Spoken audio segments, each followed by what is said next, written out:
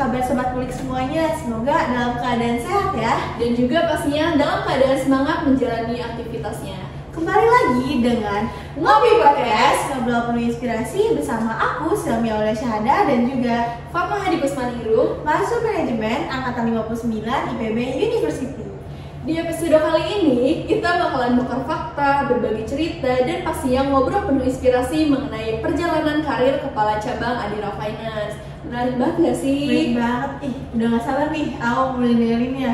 Oke, seperti nama podcast kita, yaitu Ngopi alias Ngobrol Penuh Inspirasi, tentunya bakal ada seseorang yang inspirasi buat Sobat Ngulik semuanya. Waduh, siapa tuh? Penasaran gak sih? Penasaran banget.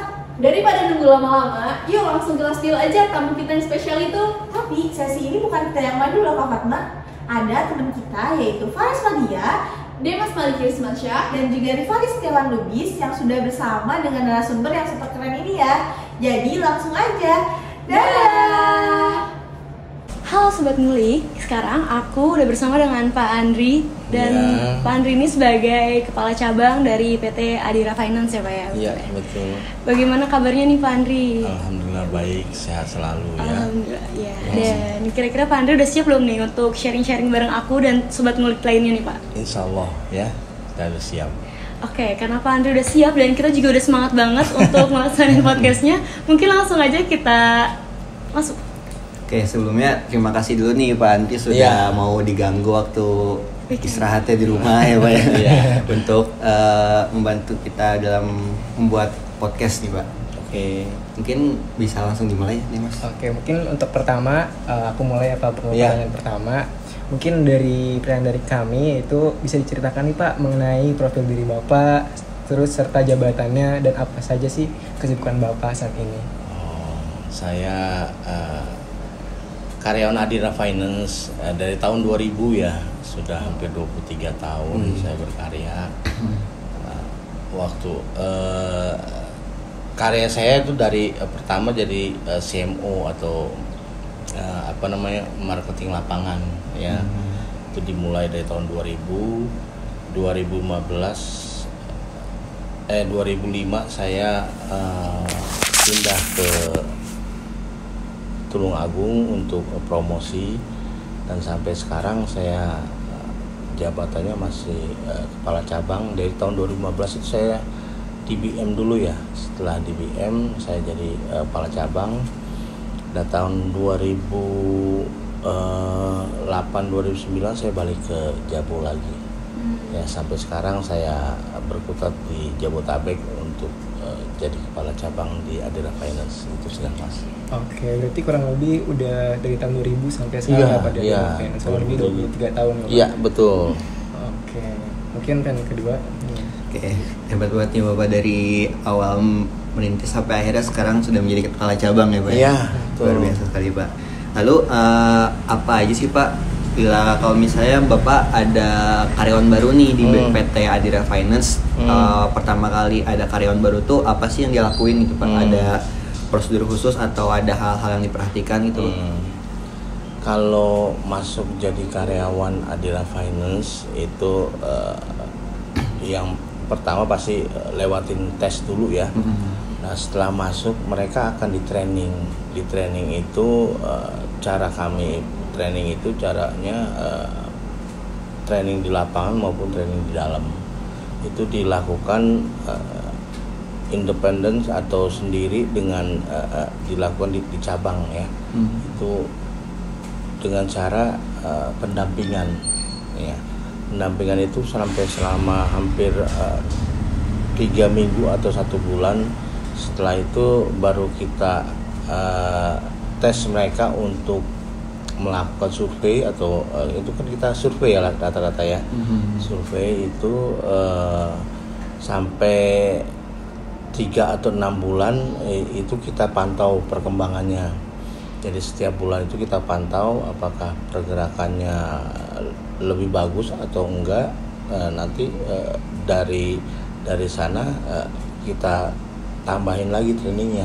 Trainingnya itu dari internal ya, rata-rata dari seniornya atau dari kakak teman kerjanya ya, itu yang kita berikan. Dan itu berlaku tuh setiap hari tuh, yang selama dia menjalankan itu kita terus memantau perkembangannya. Ya itu aja kali. Berarti untuk training dari PT Adira itu lumayan lama ya Pak? Lumayan lama. Bukan hanya beberapa bulan mungkin? Bukan, jadi sekitar sebelumnya sih training itu hanya untuk memantapkan ya, memantapkan dia di lapangan, karena posisinya kan dia harus survei. Kita itu kan pelayanan terhadap nasabah, artinya survei itu juga pelayanan terhadap nasabah. Jadi sikap kita, pola kerja kita itu harus sesuai dengan SOP yang ada di Adira Finance. Jadi kita akan melakukan itu semua sampai itu mateng, ya, sampai itu mateng, bahwa anak itu siap. Dan memang sih kesiapan dia itu rata-rata di antara sekitar 3 bulan ke atas baru siap. Ya kalau masih 1 atau 3 bulan itu masih belajar ya, beradaptasi dengan polanya kita, karena kan kita pakainya MS2 tuh. MS2 itu sistem yang masuk ke dalam aplikasi, itu kita ajarin tuh. Dia ajarin itu caranya, jadi habis survei masuk ke aplikasi sistem itu semua kita ajarin ya, sampai detail. Karena kira-kira 3 bulanan lah, 3 bulan dia baru mantap untuk di sana. Walau dengan kondisi karyawan dia baru masuk, sama sekali fresh graduate ataupun dia pengalaman, karena kan memasukkan budayanya kita itu agak lebih sulit lah. Itu walau rata-rata kalau misalnya pekerja dari luar atau dia sudah pengalaman di leasing lain masuk ke kita, itu budaya kita harus kita bawa. Nah budaya kita itu budaya ya budayanya Adira ya, ada doa pagi segala macam itu yang memang membuat kultur Adira itu lebih bagus itu loh. Ya. Berarti akan ada tahap orientasi dulu ya Pak? Iya betul. Yang 3 bulan 3 tadi bulanan ya. Betul. Tujuannya untuk mengenalkan PT Adira terutama di budaya kerja dan juga Betul. melatih dia untuk bekerja di lapang ya. Iya itu. Untuk mempersiapkan karir ya. Betul. Karena kita berkarir, jadi karyawan itu kalau kita sekarang hampir 2 tahun baru jadi karyawan Adira. Ya berarti kalau sebelumnya kan kita 6 bulan atau 3 bulan atau setahun itu sudah berkembang terus ya. Ya dulu dari karyawan sedikit sampai sekarang agak banyak, makanya sekarang itu ya kalau bicara status kerja sih lebih jelas lah ya, karena kedepannya akan jadi karyawan tetap di Adira Finance itu. Tapi tahapannya sampai 2 tahun, itu setahun kontrak outsourcing, setahun lagi pindah ke jadi karyawan Adira, setelah itu baru kita ambil untuk jadi karyawan tetap di Adira itu. Berarti sebelum jadi karyawan tetap itu kan berarti dia kontrak-kontrak gitu ya Pak? Iya kontrak. Ada yang misal turnover gitu nggak, misalnya baru 1 kontrak misalnya baru beberapa bulan dia udah mungkin pindah itu. Lebih banyak kasus yang dia tidak selesai sampai akhir orientasi itu atau lebih banyak pada betah gitu? Ya, jadi gini, semua itu kembali ke anaknya. Cuman kalau di kita sih salah satu perusahaan finance yang memang merekrut untuk menjadikan karyawan tetap itu kayaknya hanya Adira ya. Yang lain itu masih outsourcing atau bagaimana, saya nggak tahu ya. Cuman begitu mereka masuk, mereka sudah termotivasi. Ya rata-rata kecil sih kemungkinan itu, kemungkinan karena urusannya keluarga atau bagaimana, tapi rata-rata sedikit sekali yang keluar dari masa orientasi yang kita berikan gitu. Jadi rata-rata betah sampai 2 tahun. Tetap sampai lihat tetap. Jadi ya tinggal pergerakannya adalah kan di kita itu ada seleksi di Adira itu mengenai FID begitu. Mengenai FID itu jadi kualitas dari si nasabah ya, yang dia approve itu. Jadi kualitas itu apakah baik atau enggak itu tergantung dari anaknya. Dari cara surveinya dia mensurvei nasabah itu untuk ngambil motor kan ya, ambil motor layak apa tidaknya dia ambil motor tersebut, dan memang rata-rata kan dalam perjalanannya itu nasabah bayar angsuran kadang-kadang ada kendala. Nah, kendala itu dibuat sama dia atau dibuat sama nasabahnya itu tergantung dilihat dari nanti kasusnya. Cuman rata-rata sih hampir 2 tahun selama saya pegang itu sedikit sekali yang keluar pada masa orientasi. Rata-rata setelah 2 tahun setelah jadi tetap, nah itu banyak agak sedikit berulah karena kondisinya anak-anak itu kan labil ya.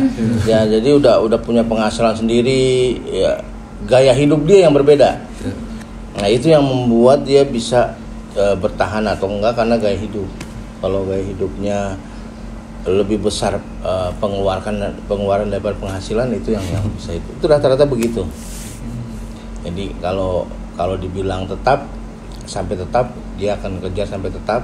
Cuman begitu ditetapnya itu ya yang agak sedikit ini ya kan. Ya karena kan mereka punya belum berkeluarga, punya keluarga, gaya hidupnya bagaimana itu kan gaya hidup di lapangan itu berbeda ya. Jadi dia nongkrong di sini, main bergaul sama siapa, itu ke bawah pergaulannya ke sana. Jadi biasanya dia diem pada saat masuk, pada saat udah 2 tahun itu bisa beda.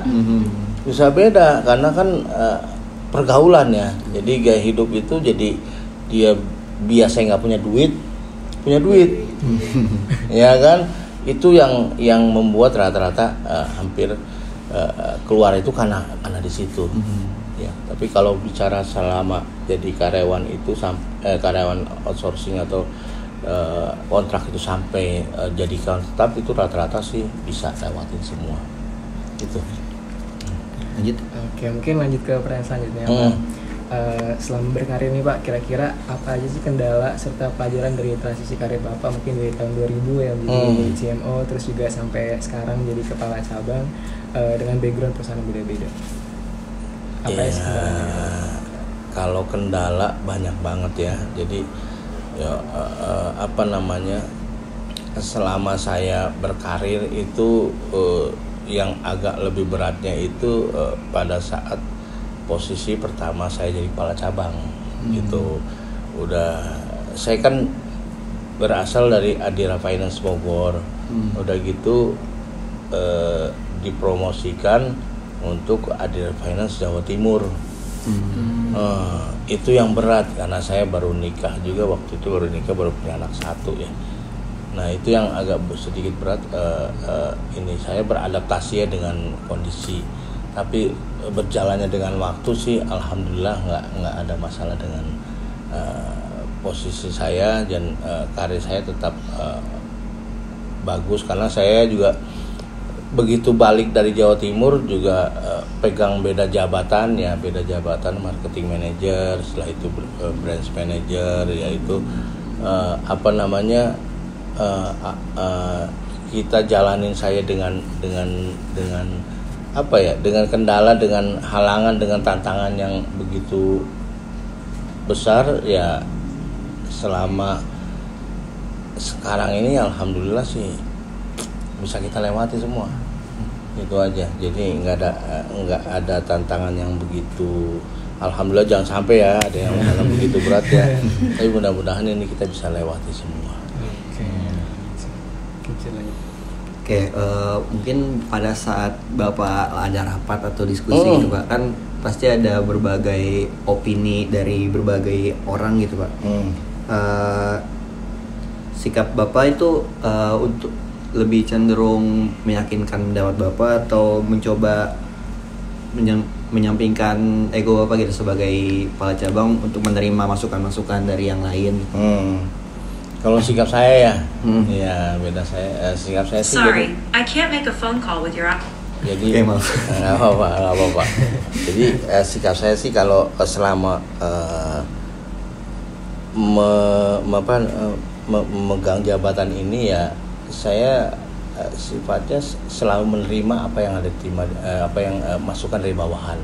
Selama itu masuk akal, dan bisa dijalankan. Nah itu, jadi kadang-kadang kan kita di lapangan ya, di marketing itu kan banyak sekali kendala.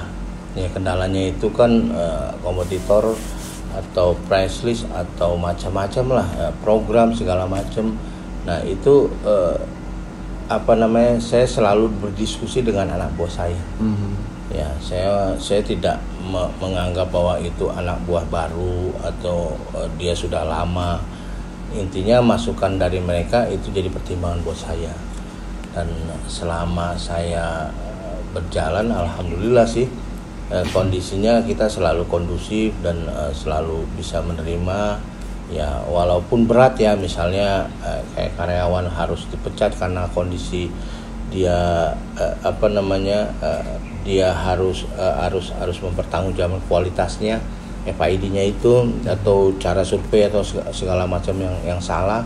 Saya tetap diskusi dengan anak bos saya, dengan section head-nya ya. Itu kan anak-anak bawah yang staff ya, yang di lapangannya. Ya saya selalu diskusi dengan anak bos saya yang section head bagaimana mengenai tindakan kita. Karena juga ada kita juga ada pemeriksaannya, ada audit, ada QPC segala macam itu yang berjalannya itu hampir setahun sekali. Kalau QPC 6 bulan sekali. Itu pemeriksaan di lapangan itu kan terjadi terus, dan diskusi itu yang selalu saya berikan ke teman-teman bawahan saya untuk ya selalu kita berdiskusi, berdialog bagaimana. Itu kasus-kasus yang mengenai karyawan, tapi kasus lagi mengenai program saya juga bicara. Jadi saya diskusi juga program ini bagaimana, kompetitif bagaimana dia mengeluarkan apa programnya, kita harus bagaimana cara bersikap kita, apakah kita harus menunggu dengan kondisi saat sekarang. Ya kan kadang-kadang di lapangan kan program beda-beda ya motor ya. Ya leasing ini nawarin ini, leasing ini nawarin ini, banyak sekali penawaran yang ini. Ya kita berdiskusi sambil menunggu apakah ini kita harus berjalan, apa kita nunggu dulu atau nunggu wait and see dulu sampai program itu bisa kita jalankan. Gitu sih. Berarti sering menerapkan diskusi gitu diskusi ya, itu sering lah untuk menemukan solusi terbaik dari solusi terbaik ya, betul. Lanjut. Oke, mungkin lanjut ya Pak. Nah selanjutnya itu komunikasi itu kan merupakan hal yang penting ya pada kerja dan tim. Apakah Bapak sendiri memiliki tips dalam berkomunikasi dengan tim secara lebih interaktif gitu Pak? Oh ya, jadi kalau tipsnya itu ya apa yang dijalankan sama Adira Finance atau budaya Adira itu saya terapkan kepada diri saya. Jadi artinya kita itu setiap hari itu ada doa pagi. Jadi sebelum masuk itu selalu doa pagi. Nah di situ cara saya berkomunikasi dengan satu level di bawah saya, yang paling bawah tuh ya staff ya, anak-anak lapangan. Karena waktu saya untuk berdiskusi dengan mereka itu di sana. Ya, kalau sudah masuk kerja, rutinitas kerja yang semua yang harus bekerja. Jadi ada masalah administrasi, ada masalah marketing, segala macem lah ya. Itu yang kita yang dijalankan setiap hari. Ada program ini, program itu yang nggak bisa buat saya untuk bisa berkomunikasi dengan anak-anak kita di bawah. Nah hanya hari itu yang saya manfaatkan cara berkomunikasi saya dengan teman-teman di bawah, yaitu sifatnya diskusi, walaupun hanya 15 menit atau sampai 30 menit lah per hari. Tapi kita berkomunikasi mengenai program di lapangan bagaimana, berkomunikasi mengenai kualitas ini bagaimana, berkomunikasi mengenai proses kita bagaimana. Itu yang saya selalu jalankan karena memang di Adira Finance ini ya saya rasakan baru perusahaan ini yang ada doa paginya ya saya nggak tahu yang lainnya, tapi saya rasa cukup bermanfaat doa pagi ini biar bisa berkomunikasi. Itu dari Senin sampai Sabtu kita berkomunikasi terus itu. Jadi perkembangan setiap hari ini kan namanya di lapangan yang marketing ya, perkembangan setiap hari harus kita komunikasikan di doa pagi itu. gitu. Oke, berarti ada briefing di pagi hari Briefing, ya, Pak? iya setiap hari. Jadi nggak ada yang nggak lewat kecuali kalau saya meeting atau Ada keperluan lain. Iya, keperluan lain sih yang buat saya ini. Mungkin kan Bapak sebagai kepala cabang ya Pak. Menurut Bapak sikap apa sih yang paling penting yang harus dimiliki oleh seorang pemimpin terutama di PT Adira Finance gitu Pak? Yang pertama sikapnya ya jujur dulu lah, ya. Jujur itu yang pertama yang kita kalau kita bersikap sebagai kepala cabang Adira Finance ya, jujur dalam segala hal ya. Kita akan berbuat kejujuran itu akan mencontohkan kepada bawahan kita di dimanapun berada gitu ya. Yang pertama adalah kejujuran ya, itu aja sih bagi saya karena selama 23 tahun ya saya berjalan dengan cara berusaha untuk jujur terhadap segala sesuatu. Makanya saya juga berkomunikasi dengan anak-anak dengan jujur aja. Artinya ya apa yang ada di lapangan kita sampaikan, apa yang membuat kita jadi jadi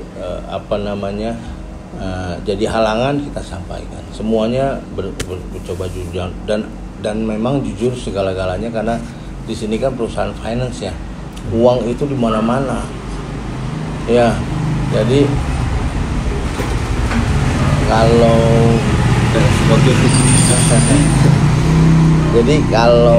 kalau itu banyaknya rata-rata anak-anak itu keluar karena masalah ya itu karena keuangan ya. Jadi perusahaan ini ya perusahaan finance, uang di mana-mana ya, jadi segala macam bisa dimanfaatkan jadi uang. Cuman caranya ya bagaimana biar kita harus bersikap ya, itulah yang saya terapkan. Pertama kejujuran karena jujur itu segala-galanya di perusahaan finance, itu sih yang saya minta. Berarti yang terpenting adalah kejujuran ya Pak. Iya. Karena kan ini terutama Adira Finance itu sangat bersensitif banget soal uang. Iya, Jadi itu kejujuran semuanya ini dengan uang. Kan kita nggak punya kendaraan, nggak punya apa, kita cuma beli kendaraan di dealers ya. Nah, sisa uang yang nasabah bayarin DP, kekurangannya kita tombokin. Jadi semuanya berhubungan dengan uang. Jadi kejujuran yang segala-galanya. Mungkin lanjut. Oke, mungkin lanjut Pak ke pertanyaan selanjutnya. Selama berkarir nih kurang lebih kan 23 tahun ya. Apa ada hal-hal yang benar ingin Bapak lakukan dari dulu namun belum tercapai hingga saat ini? yang belum saya yang diinginkan ya. Yang belum tercapai, yang belum diinginkan ya, bagi saya sih apa ya, keinginan itu sih enggak sudah cukup bagi saya. Jadi nggak ada lagi hal-hal yang besar atau hal-hal yang penting untuk saya cukupi karena saya cukup bersyukur saya dengan kondisi sekarang. Jadi ya alhamdulillah dengan kondisi saya begini, jadi saya bisa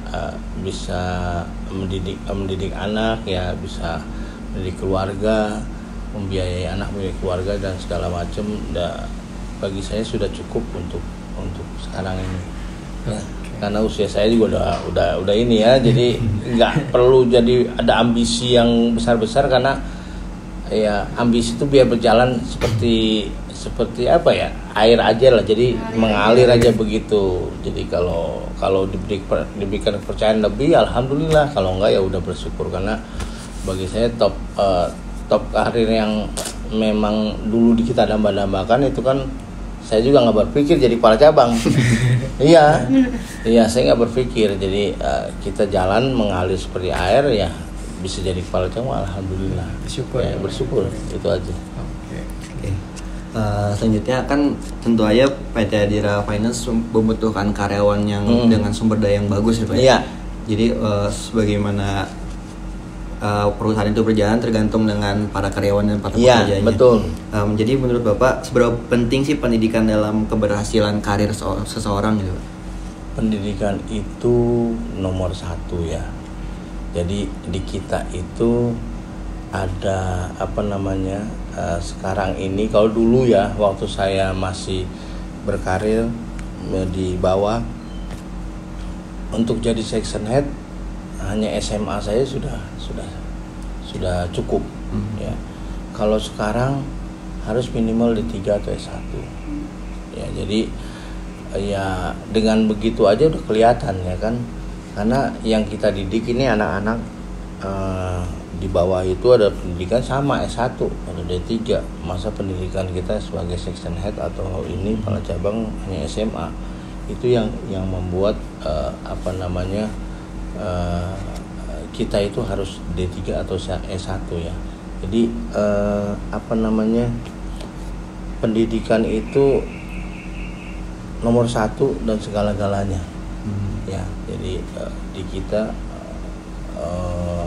jadi section head atau jadi manajer itu minimal harus S1 atau D3. Jadi pendidikan segala-galanya buat di Adira Finance. Karena saya selalu tuh kan kadang-kadang saya ngerekrut anak-anak yang pengalaman di leasing lain, itu pendidikannya rata-rata SMA. Saya bilang sama dia, kamu kita terima karena kondisi sekarang ya. Saya bilang kondisinya yang kita butuhkan tuh kamu orangnya, tapi pendidikanmu SMA ya, saya bilang sih harus berkarir harus mengejar pendidikan ke S1 atau D3 minimal, karena karir kamu ditentukan dari pendidikan. Jadi walaupun sejago-jagonya anak itu, tapi kalau pendidikan masih SMA di Adira itu untuk jadi section head susah, sulit banget. Jadi minimal harus D3 atau S1. Jadi kan nomor 1 lah. Karena background pendidikan juga sangat penting ya Pak untuk menunjang karir ya. Betul, menunjang karir, pola pikir juga. Ya kan, itu kan pola pikir juga. Jadi anak-anak yang pendidikannya SMA itu kan masih terbatas ya. Terbatas pola pikirnya karena dibanding dengan S1 dengan anak pendidikan D3 S1 itu terlihat dari cara dia menyikapi apa yang berkembang atau isu yang berkembang di Adira Finance, itu terlihat sekali. Jadi cara menyikapi dia pendidikan SMA dan pendidikan S1 itu berbeda. Ya, segitu saja. Oke, mungkin ke pertanyaan terakhir nih Pak ya. Iya. Ada gak sih pesan yang ingin Bapak sampaikan untuk para mahasiswa ataupun fresh graduate yang sedang berjuang untuk memulai karirnya Pak? Oh ya, jadi gini, anak-anak teman-teman yang fresh graduate ya, saya kesempatan kerja itu banyak ya. Jadi dimanapun itu pasti ada, terutama di Adira Finance ya. Bagi teman-teman mahasiswa yang ingin berminat ke Adira Finance itu akan selalu ada kesempatan untuk kita ya. Jadi berjuanglah dengan ilmu yang ada di kamu, nanti kamu terapkan ya itu di mana saja sih ya ininya ya. Zaman kalau kita sih inginnya sih berjuang di posisi atau di sesuai dengan ilmu kita ya. Jadi sesuai dengan pendidikan kita ya, jurusan kita ya. Tapi itu juga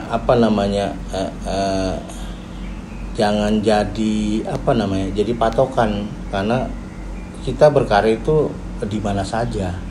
Saya tuh ya bicara nih, ini IPB ya, jadi petinggi kita itu PB ya, petinggi kita IPB, jadi direktur utamanya itu IPB ya, direktur sumber daya manusia IPB ya. Saya nggak tahu jurusannya dia apa, tapi dia bisa masuk ke Adira Finance dan bisa mengembangkan Adira Finance. Jadi jangan terpatok pada pendidikan dan saya harus sesuai dengan ilmu saya, dimanapun berada kita coba kembangkan. Jadi intinya adalah Kan ilmu S1 kita itu kita untuk mengembangkan pola pikir kita.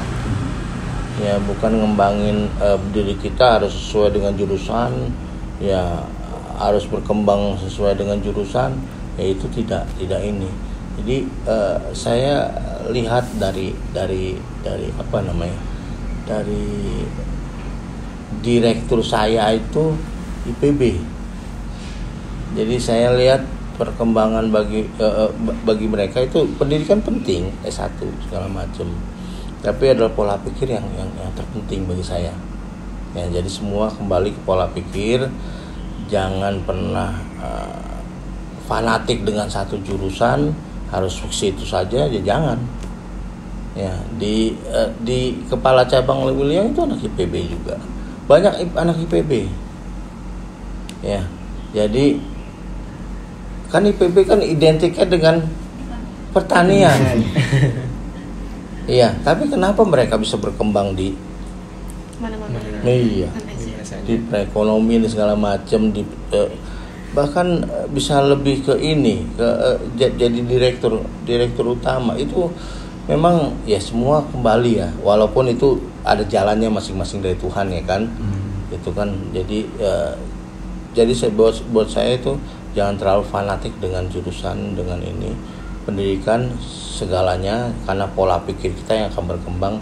Nanti pola pikir kita itu akan kita terjemahkan dalam kehidupan kita sehari-hari, dan mudah-mudahan ya kalau jalannya bagus, rezekinya bagus, itu akan lebih ini sekali. Jadi berkarir atau berbuatlah yang terbaik untuk diri sendiri, walaupun jurusan kita berbeda, tapi saya yakin semua itu ada jalannya ya. Itu aja ya. Terima kasih ya Pak ya. Iya. Terima kasih Pak. Karena sudah meluangkan waktunya juga di weekend gitu. Oke Sobat Ngulik, gak terasa udah lumayan lama nih kita ngobrol-ngobrol sama Pak Andri. Dan kita juga udah dapet banyak banget ilmu dan juga insight baru yang tentunya sangat bermanfaat untuk kita ke depannya. Namun sayangnya podcast harus berakhir sampai di sini saja, dan kita kembalikan kepada host. Terima kasih. Oke, terima kasih kepada teman-teman kita yang telah bersamanya di sesi podcast barusan bersama Pak Andri. Jadi gimana nih perasaan Sobat Ngulik yang telah mendengarkan podcast bersama Pak Andri barusan? Mulai dari kemana deh? Oke, kalau aku tadi waktu dengar podcast ini kayak wah luar biasa banget ya Pak Andri. Aku jadi tahu nih perjalanan karir Pak Andri, mulai dari dia menjadi staf lapang sampai sekarang dia menjadi kepala cabang Adira Finance. Terus kita juga dikasih tahu nih apa aja sih kendala-kendala yang bakal kita hadapin untuk memulai karir. Keren banget ya. Terus beliau juga tadi memberikan pesan loh sama kita, kalau misalnya pendidikan itu sangat penting, apalagi di era yang terus berkembang ini. Nah juga kita tuh harus memanfaatkan ilmu yang kita punya. Kita jangan terpatok di jurusan kita, karena kita bisa berkembang dan memulai karir di mana aja. Betul banget. Selain pendidikan, aku juga tadi sempat nge-highlight kalau misalnya pola pikir itu penting banget buat kita memulai karir. Terus selain pola pikir, ada nih beberapa sikap yang mendukung kita dalam berkarir, yaitu seperti sikap jujur, sikap tanggung jawab, dan sikap disiplin. Keren banget ya. Oke, sekali lagi kami ucapkan kepada Pak Andri yang sudah bersedia membuat sharing di episode kali ini. Oke, dan tak lupa juga terima kasih kepada Shure yang sudah mendukung dengan mikrofon yang sangat bagus, yaitu MP7, dan juga headphone yang gak kalah keren, yaitu SRH440, sehingga membantu kualitas podcast kita menjadi lebih baik. Oke, dan aku mau ingetin nih buat Sobat Ngulik semuanya, jangan lupa follow dan dengerin podcast Future Star di Spotify yang berisi banyak banget inspirasi dan juga manfaat yang bisa kita ambil. Tapi kalau misalnya kalian belum punya Spotify, kalian bisa juga nonton di YouTube-nya Center of Management. Dan pastinya jangan lupa untuk like, comment, dan subscribe. Oke, aku Fatma Hadi Puspaningrum, dan aku Syami Oleshada, mahasiswa manajemen IPB University, pamit undur diri. And see you in the next podcast. Dadah. Terima kasih untuk Sobat Ngulik yang udah ngedengerin Ngopi Podcast kali ini. Dan jangan lupa untuk tetap stay tune di Ngobrol Penuh Inspirasi selanjutnya. Bye-bye.